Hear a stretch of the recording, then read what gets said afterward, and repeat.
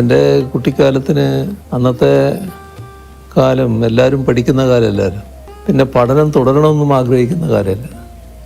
ഒരു 5-ാം തരം ആവുമ്പോൾ പഠനം അവസാനിപ്പിക്കുക. അന്ന് നാട്ടിൽ ധാരാളം ഉള്ളത് ബീഡി കെട്ടാൻ, ബീഡി തൊഴിലിന് പോവാം. ബീഡി കെട്ടാൻ പോകും. കുട്ടികൾ പോയിട്ട് ബീഡി ഇങ്ങനെ കെട്ടിക്കൊടുക്കും, നൂല് കെട്ടി. അതിന് പിന്നെ ഈ ചെന്ന ആൾക്കാർ പറഞ്ഞ് കുട്ടി പഠിക്കട്ടെ. അപ്പോൾ അതറിഞ്ഞിട്ട് സ്കൂളിലെ പ്രധാന അധ്യാപകനും മാനേജറുമായിട്ടുള്ള അദ്ദേഹം അമ്മയോട് പറഞ്ഞു, അവനെ ഇപ്പം അതിനൊന്നും വിടരുത്, നിങ്ങൾ പഠിപ്പിക്കുക തന്നെ വേണം എന്ന് പറഞ്ഞു. അങ്ങനെയാണ് LP സ്കൂൾ കഴിഞ്ഞിട്ട് UP സ്കൂളിൽ ചേരുന്നത്. UP സ്കൂളിൽ ചേർന്നപ്പോൾ ഒരു പ്രധാന കാര്യമുണ്ടായി. അവിടെ ഒരു മലയാളം അധ്യാപകൻ, മലയാളം വിദ്വാൻ, മുൻഷി എന്നാണ് നമ്മൾ സാധാരണ പറയുക, മുൻഷി മാഷ്. അദ്ദേഹം എന്നോടൊരു ദിവസം ചോദിച്ചു, നിൻ്റെ നക്ഷത്രത്താ? അപ്പോൾ അന്ന് എനിക്കറിയാവുന്ന നക്ഷത്രം ഞാൻ പറഞ്ഞു കൊടുത്തു.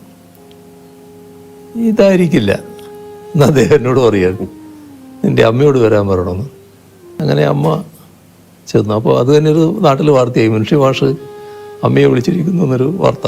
അങ്ങനെ ചെന്നപ്പോൾ എപ്പോഴായിരുന്നു പ്രസവിച്ചത്, യഥാസമയം എന്നൊക്കെ ചോദിച്ചു. ആ കാലത്ത് നിന്ന് വലിയ കൃത്യതയല്ല, ഉച്ചയ്ക്ക് ശേഷമാണ് എന്ന് മാത്രമേ അമ്മയ്ക്ക് കൃത്യമായിട്ട് പറയാൻ പറ്റുള്ളൂ. അപ്പോൾ അദ്ദേഹം നോക്കുമ്പോൾ ഞാൻ ആദ്യം പറഞ്ഞ നക്ഷത്രം ഉച്ചയോടുകൂടി അവസാനിച്ചിരിക്കുന്നു, പിന്നെ പുതിയ നക്ഷത്രമാണ്.